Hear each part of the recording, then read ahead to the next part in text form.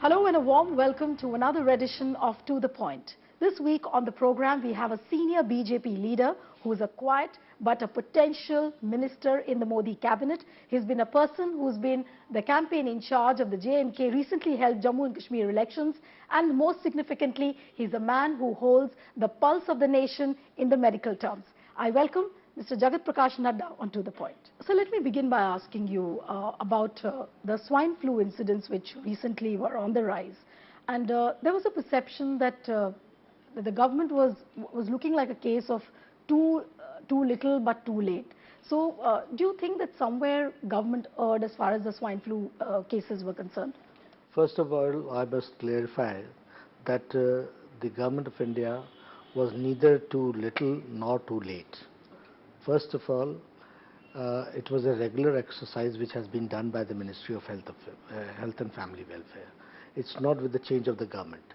Every year in the month of November, we go with a very detailed exercise of combating and fighting the virus of H1N1, because it gets activated in the month of November, December, and so all the protocols have to be done in the month of November.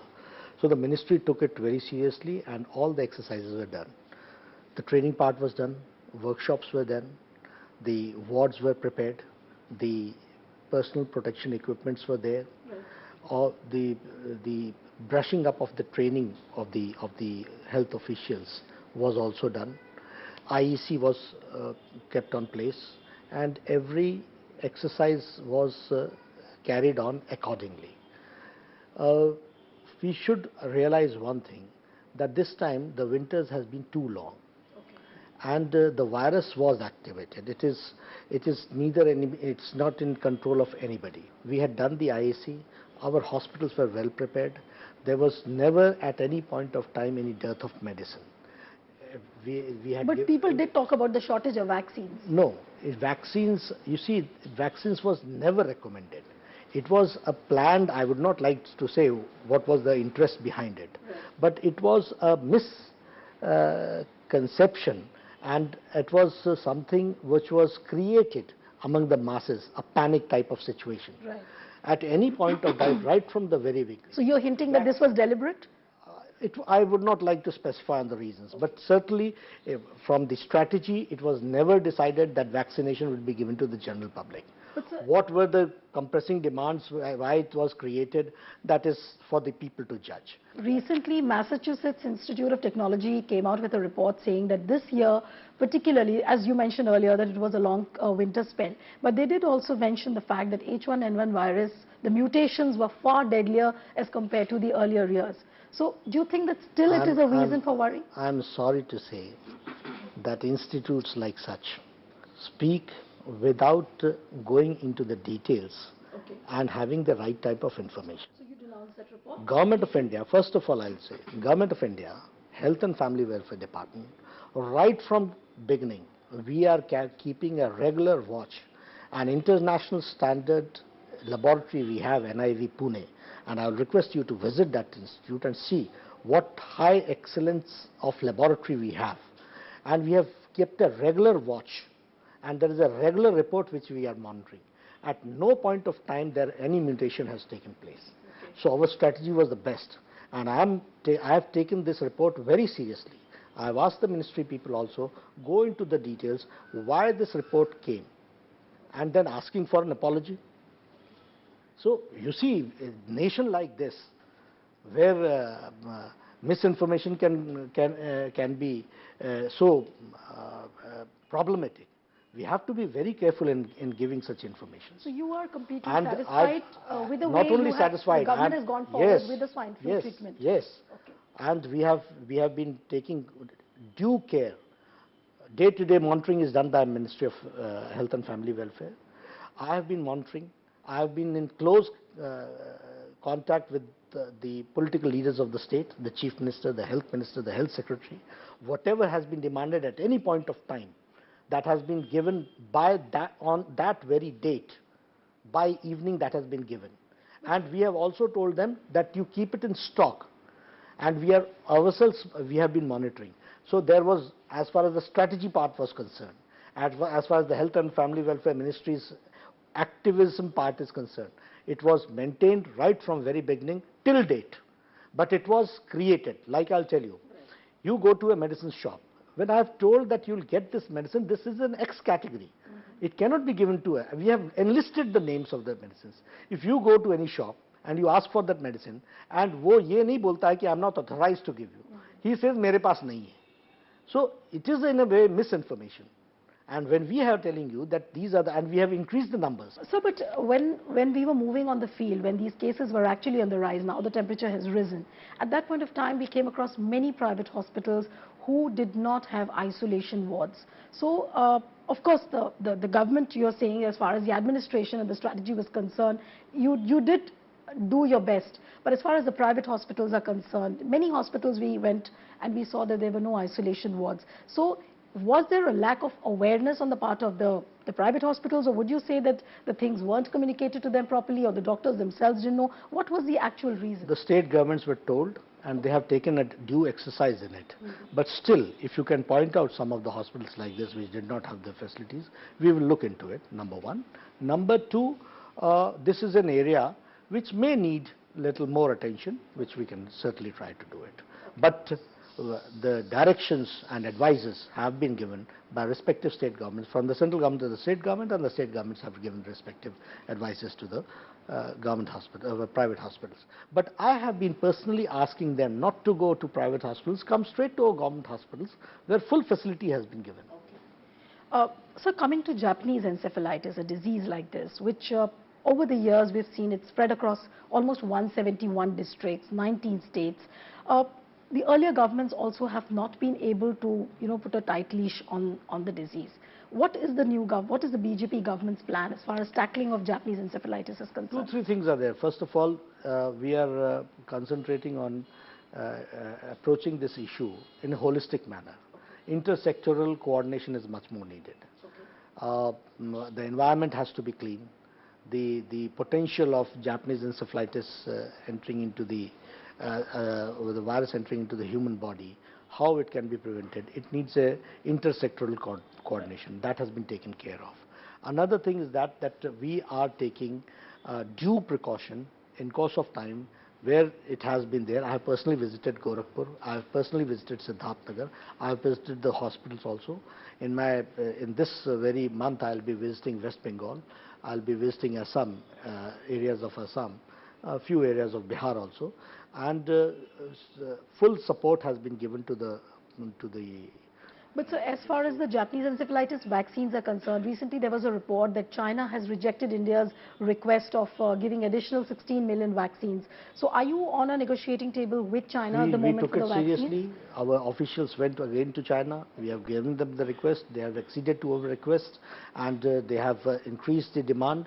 And the increased demand, still we have requested them to increase the demand. They had increased, but we have asked them to increase it more. And they have agreed to the request. They have agreed, and we are more optimistic that in coming times they will accede to our extra demand which we are putting. Any plans of making the indigenous vaccine cheaper? At this point of time, we are in the manageable limits, and we will see to it that we get extra stock also. But so in the long run, when you talk about the Japanese encephalitis vaccines, the indigenous vaccines are far more costly as compared to the ones which are coming in from China. We would like to see to it that indigenous vaccines are also get a little cheaper, and whatever interventions are needed, we will try to do that. So you're already in the process of doing that? We are trying to strategize it.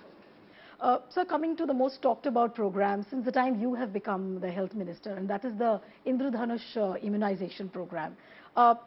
Earlier governments also have carried out large and hefty immunization programs like the universal immunization program, but always one thing which has been common amongst all the programs is that the ideals have been lofty, but when it comes to implementation, that has been very poor. So how are you going to ensure the implementation? Because we've seen the big program, what is there in store for Indradhanush, but how are you going to tackle the implementation part? You see, a detailed study has been done.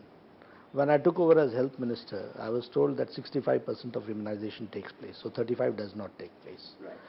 So we went into the reasons. It was not the health ministry which I alone went into the reasons. We took our development partners also on board.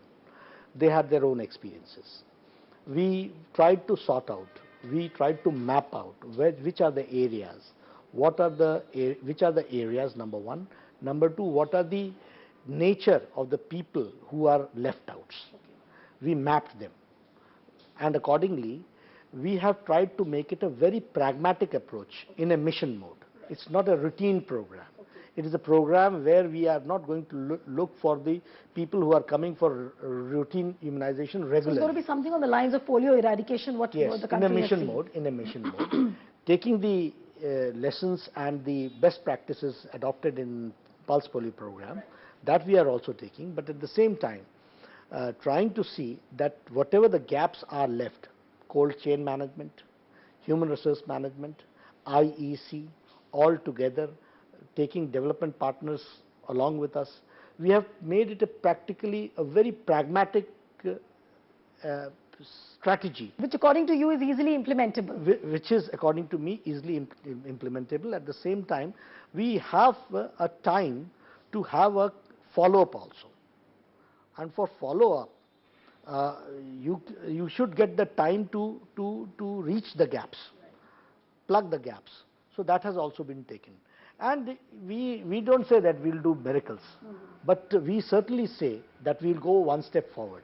And whenever we will go one step forward, and when we try to, and when the Ministry of Health is not going to do the survey, it is the development partners and others who are going to do the survey and find out how far percentage has increased. Which is why cross-sections of the party have already started lauding the program, but the real challenge itself again would be the implementation. But of course we'll we are trying, but I will suggest, I'll request you also that whatever you feel in the field, please let us know. We'll try to. Sure, why not?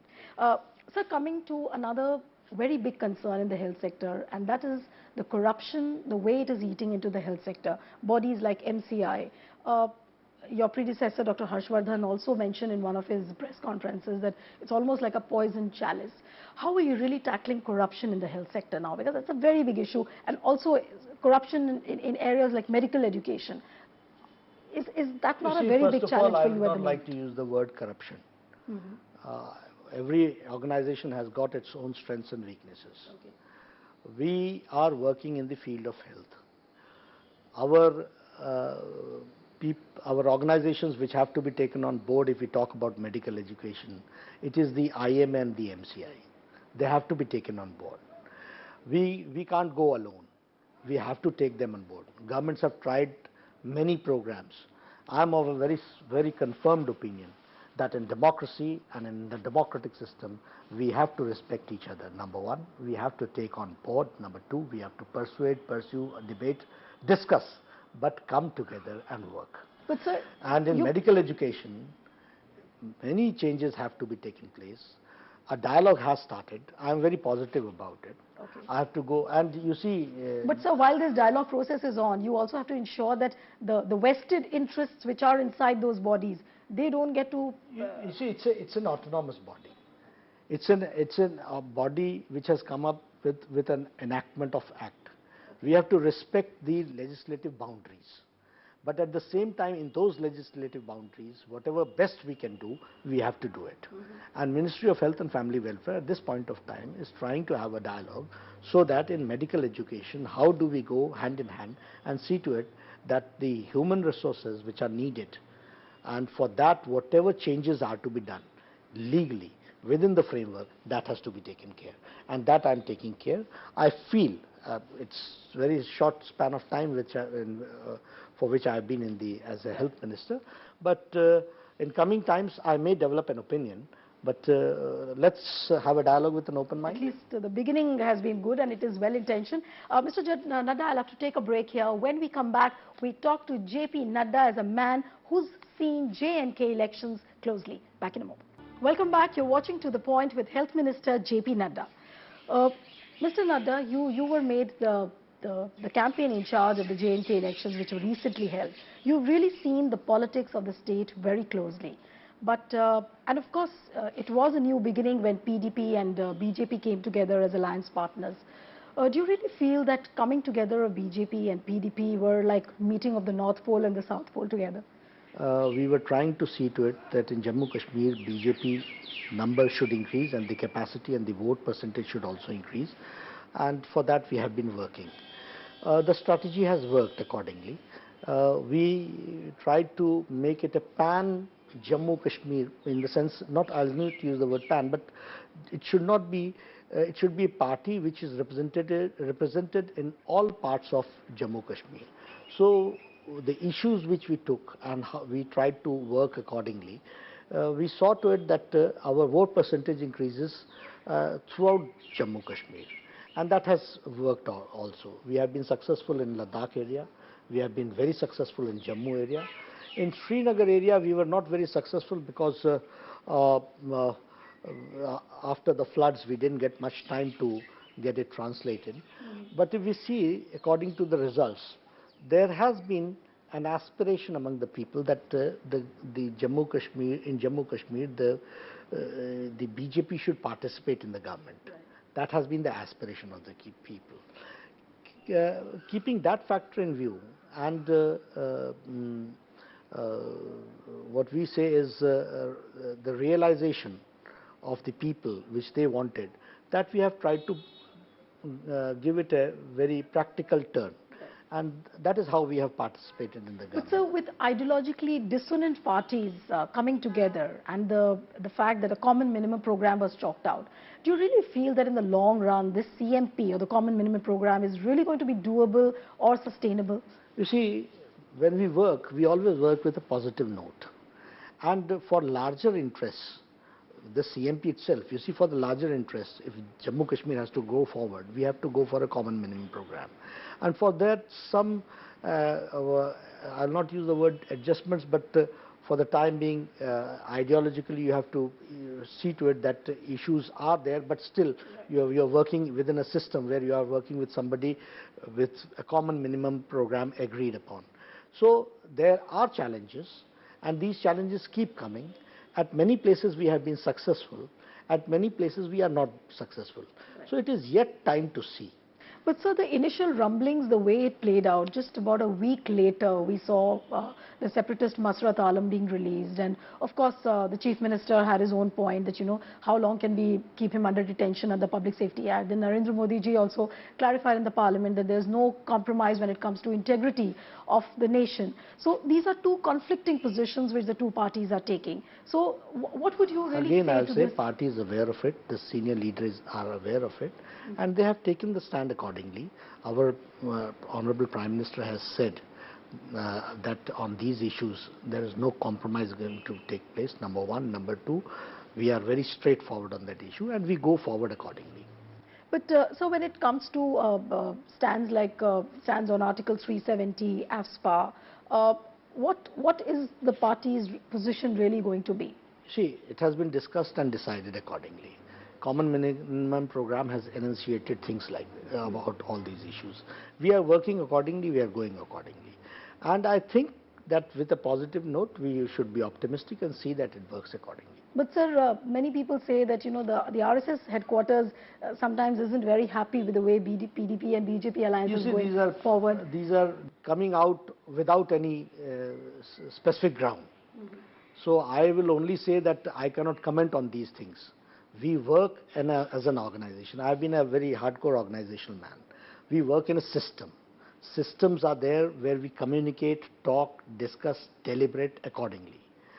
When these actions are going on, if something comes out which is not substantiated with any proof, I think we should take it that way.